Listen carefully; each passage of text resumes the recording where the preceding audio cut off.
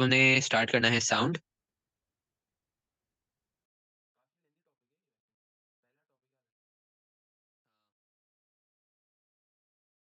अगर साउंड की मैं बात करूं तो भाई साउंड हमारे पास, साउंड में सबसे पहली जो टर्म्स हैं वो हमने देखनी है।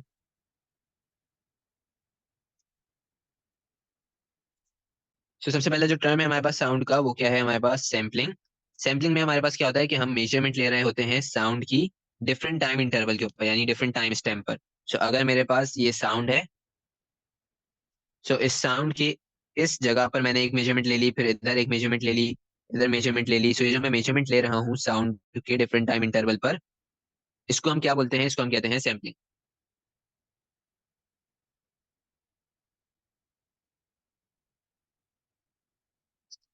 अगली जो इसकी टर्म है वो है हमारे पास सैम्पलिंग रेट।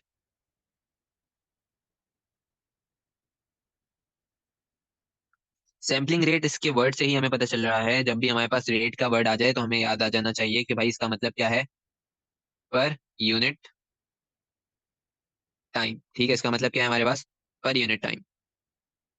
अगर सैम्पलिंग रेट की बात करी जाए, measurement of sound per unit time. Sampling का आ गया हमारे पास मेजरमेंट ऑफ साउंड, रेट का क्या मतलब है? पर यूनिट टाइम। तो ये हमारे पास सैम्पलिंग रेट आ गया कि यानी हम एक सेकंड के अंदर,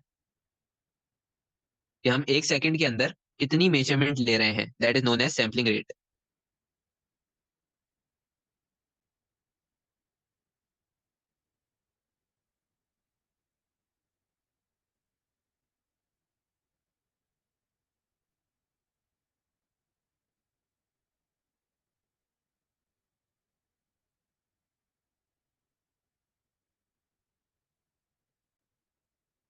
यहाँ तक क्लियर है?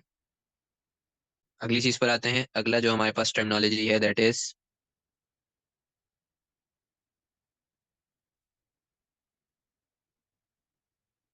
Sampling resolution.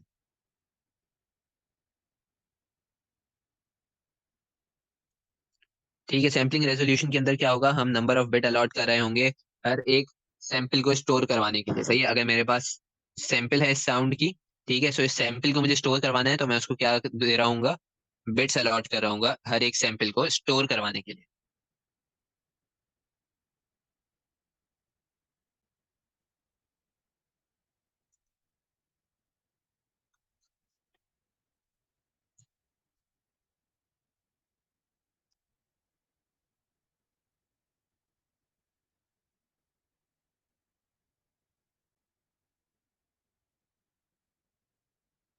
रेजोल्यूशन का इसके अंदर भी वही है कि भाई जितना हम सैम्पलिंग रेजोल्यूशन बढ़ाएंगे उतना हमारी साउंड क्लियर हो। ठीक है, जो हमारे पास अच्छे माइक्स होते हैं वो क्या करते हैं, उसकी सैम्पलिंग रेजोल्यूशन ज्यादा होती है, तो उसमें से जो क्वालिटी ऑफ वॉइस आ रही होती है वो भी अच्छी होती है।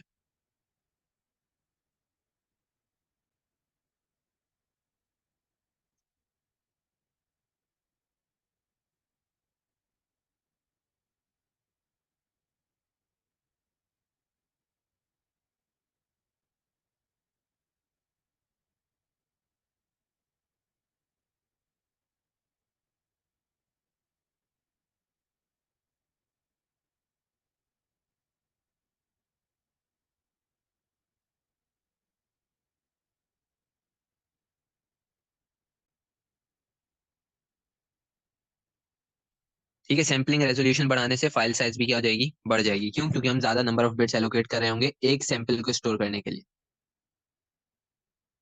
यहाँ तक क्लियर? अगली टर्मिनोलॉजी है हमारे पास।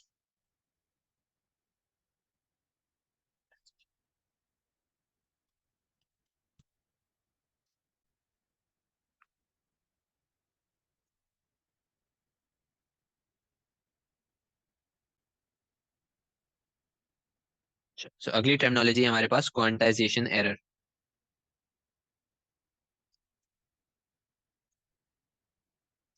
अगर इसकी बात की जाए कि भाई क्वांटाइजेशन एरर क्या होता है, इसका मतलब ये है कि जब हम सैम्पलिंग ले रहे होते हैं ना, तो उस वक्त जो हमारी एनालॉग साउंड होती है उसमें से जो डिजिटल डाटा बन रहा होता है, सही है, जो हमारी एनालॉग साउंड होती है उसमें से जो डिजिटल डाटा बन रहा होता है, वो कंप्लीटली जो हमारा एनालॉग डाटा है वो डिजिटल डाटा में कन्वर्ट नहीं होता। अगर मैं यहाँ पर तुम्हें शो करूँ कि भाई ये अगर मेरे पास क्या है, एनालॉग डाटा, ये क्या आ गया मेरे पास, डिजिटल डेटा।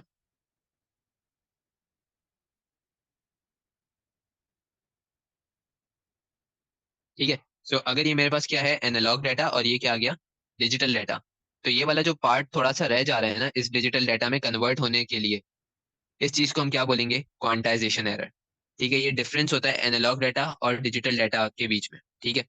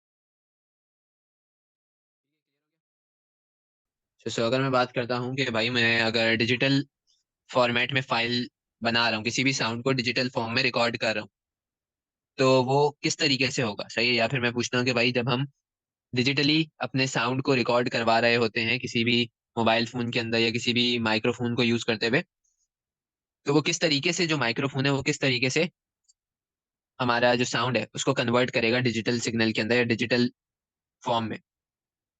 तो इसका एक तरीका होता है, उसको यहाँ पर लिख लेते हैं।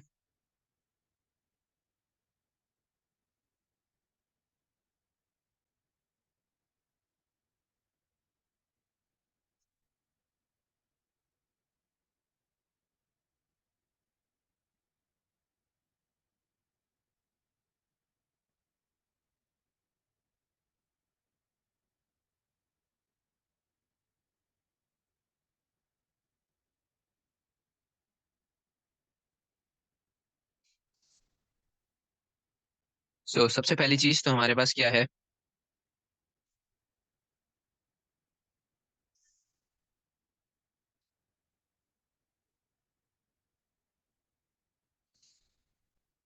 ये आ गई हमारे पास माइक्रोफोन। ठीक है, ये जो माइक्रोफोन है इसके अंदर हमारे पास एक चीज होती है, और इस चीज को बोला जाता है analog to digital converter, ADC.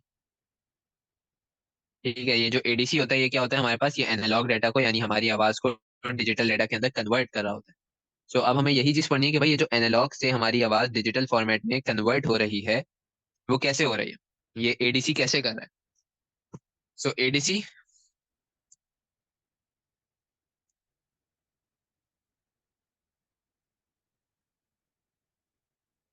ये हमारे पास एनालॉग डाटा आ गया, इसको कन्वर्ट करेगा किसके अंदर,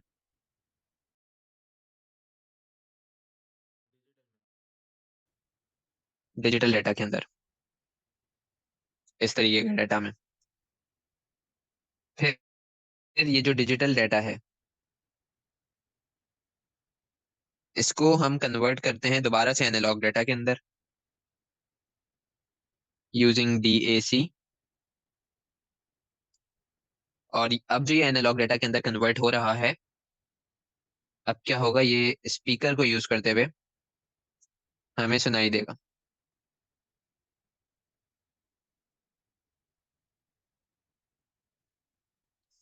ठीक है, जैसे अभी मैं बोल रहा हूँ तो अभी मैं किस में बोल रहा हूँ, एनालॉग डाटा के अंदर। एडीसी जो मेरे फोन के अंदर एडीसी है वो क्या करेगा, इस एनालॉग सिग्नल को या एनालॉग डाटा को डिजिटल में कन्वर्ट करेगा। फिर जो डीएसी तुम्हारे फोन में लगा हुआ है वो उसको कन्वर्ट करके तुम्हारे स्पीकर से बाहर ट्रांसफर करेगा। अब जो एडीसी है हमें पढ़ना है कि भाई एडीसी इसको कैसे इसमें कन्वर्ट कर रहा है। अगर बात करी जाए कि भाई ये एडीसी क्या करेगा यहाँ पर, एडीसी यहाँ पर हमारे पास एम्पलीट्यूड जो होगा ना साउंड का, उसको मेजर करेगा।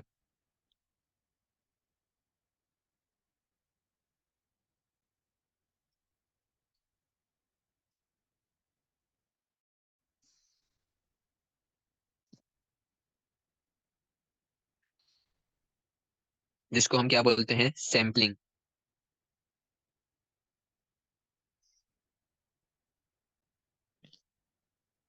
डीएसी क्या करता है, या फिर हम कह सकते हैं कि भाई हमारे पास, जब हमने सैम्पलिंग कर ली, ठीक है, एम्पलीट्यूड ऑफ साउंड को क्या कर लिया, मेजर कर लिया।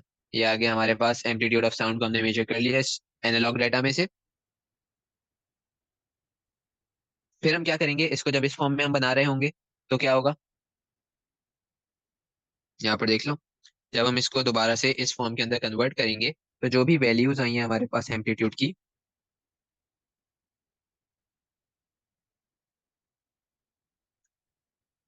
उसको हमने क्या कर दिया है, कन्वर्ट कर दिया है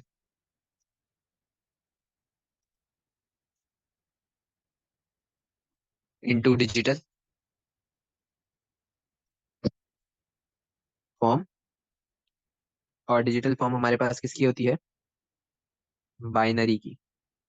या हम कह सकते हैं डिजिटल फॉर्म हमारे पास क्या होती है, बाइनरी फॉर्म। यहाँ तक बात क्लियर है।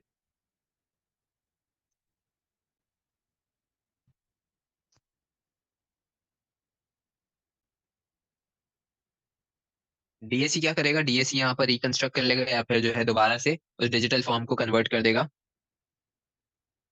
एनालॉग फॉर्म में।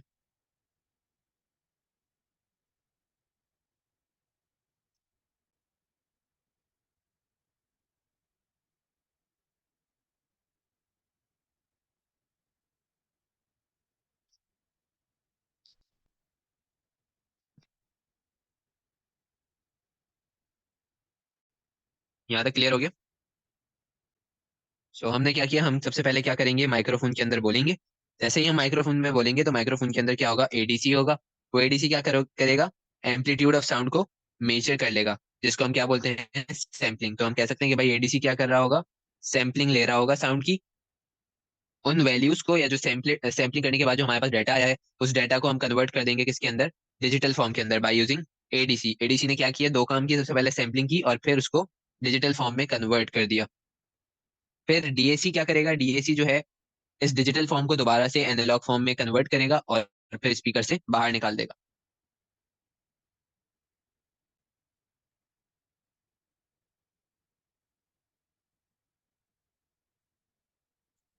इसको लिख लो अपने पास।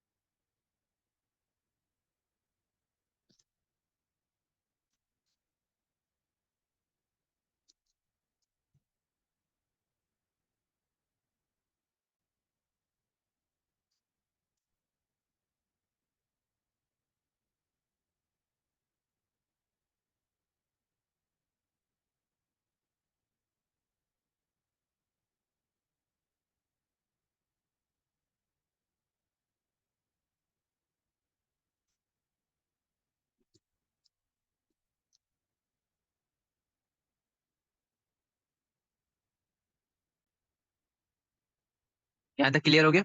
ये 4 मार्क का क्वेश्चन है, ये उसका आंसर है। ठीक है। चलो अब हमने देखना है कि भाई इसके इफेक्ट क्या आएगा जब हम सैम्पलिंग रेजोल्यूशन को, सैम्पलिंग रेट को चेंज करेंगे।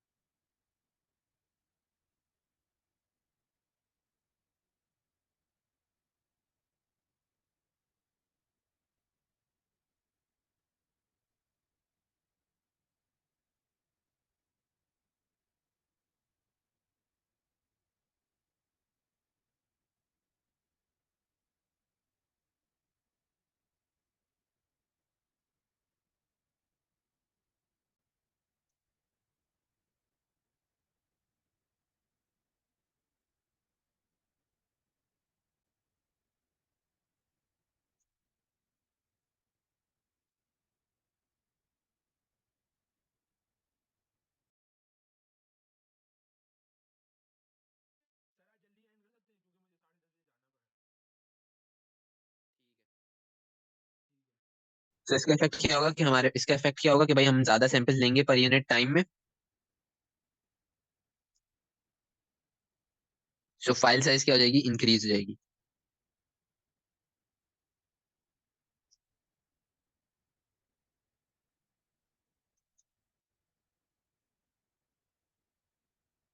चलो अगली चीज पर आते हैं, that is effect of increasing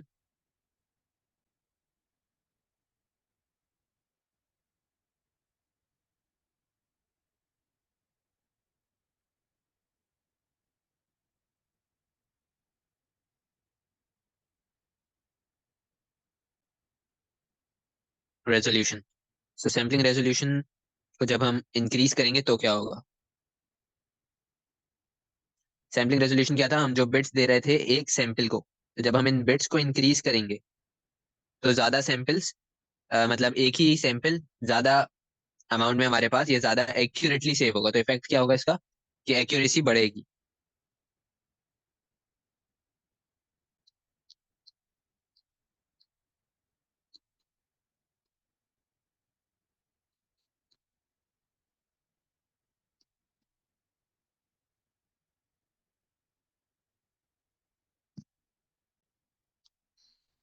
larger file size होगा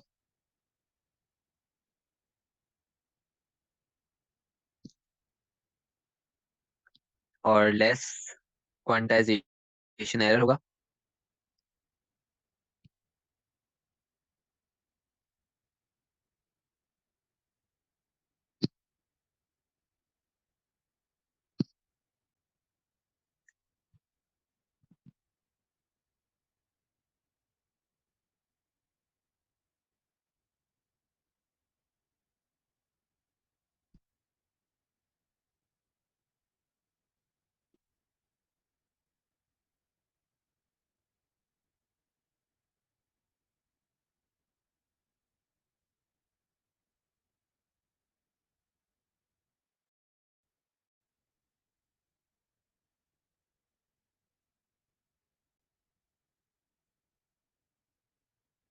ठीक है, सो ये इफेक्ट आ गया इंक्रीजिंग सैम्पलिंग रेजोल्यूशन का। जब हम सैम्पलिंग रेजोल्यूशन को इंक्रीज करेंगे क्या होगा, साउंड मोर एक्यूरेटली रिप्रेजेंट होगा, जिससे क्वांटाइजेशन एरर क्या हो जाएगा, कम हो जाएगा। सही है, और साथ ही साथ फाइल साइज भी क्या हो जाएगा, इंक्रीज हो जाएगा। क्यों, क्योंकि हम बिट्स को क्या कर रहे हैं, इंक्रीज कर रहे हैं। फिर उसके बाद ज्यादा बिट्स जब हम असाइन करेंगे एक सैंपल को तो क्या होगा, जो वो सैंपल है वो ज्यादा वैल्यूज को उसमें स्टोर करवा सकेगा। चलो अब इसके कुछ बेनिफिट देख लेते हैं।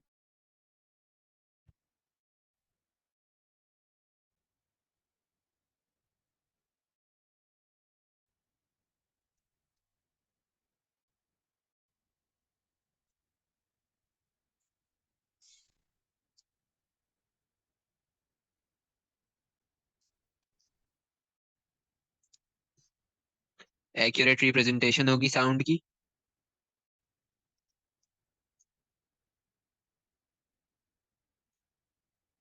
और दूसरा, लार्ज रेंज।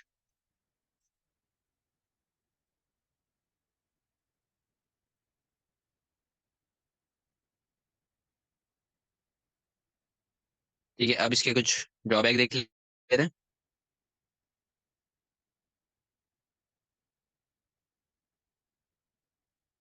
ड्रॉबैक क्या है भाई इसका, हमारे पास सबसे पहला लार्जर फाइल साइज।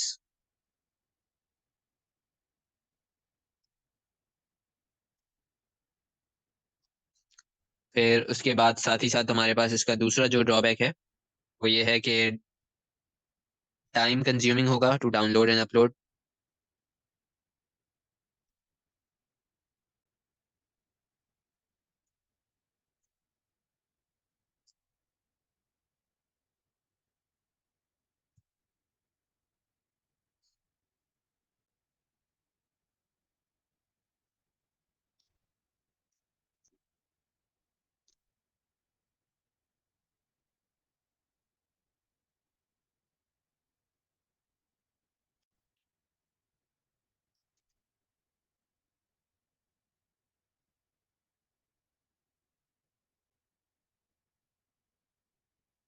ठीक है, तो ये इसके क्या आ गए हमारे पास ड्रॉबैक्स आ गए कि भाई लार्जर फाइल साइज होगी तो टाइम कंज्यूमिंग होगा टू डाउनलोड अ फाइल और टू अपलोड अ फाइल। ठीक है, दोनों चीजों में इसको तुम अलग अलग करके भी लिख सकते हो। Greater processing power is required. Greater processing power का क्या मतलब, जब तुम डाउनलोड करने में ज्यादा टाइम लग रहा होगा या फिर ज्यादा बड़ी फाइल होगी तो प्रोसेसर को अपनी पावर को क्या करना पड़ेगा, इंक्रीज करना पड़ेगा उसको प्रोसेस करने के लिए, उसको अपलोड या डाउनलोड करने के लिए। तो हमारे पास कुछ क्या थे ड्रॉबैक और बेनिफिट थे ऑफ रिगार्डिंग सैम्पलिंग रेजोल्यूशन, और ये इसके इफेक्ट्स आ गए। सो एक लास्ट चीज यहाँ पर देख लो कि भाई हमारे पास जो फाइल साइज है regarding sound.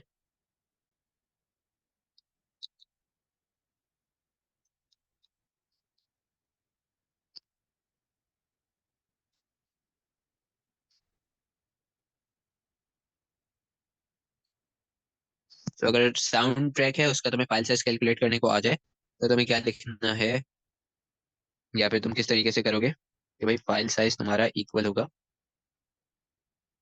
Sampling resolution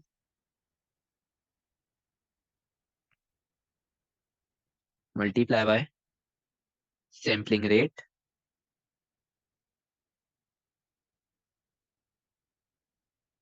multiply by